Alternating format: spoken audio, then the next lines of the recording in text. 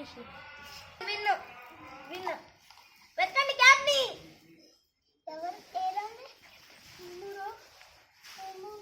అతను అడుగు, అతను చూసింది కదా అంతా, లేకపోతే వీడియోలో చూద్దాం.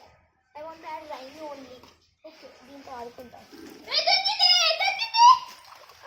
మళ్ళీ బ్రో మళ్ళీ కలిపి మళ్ళీ ఆడదాం.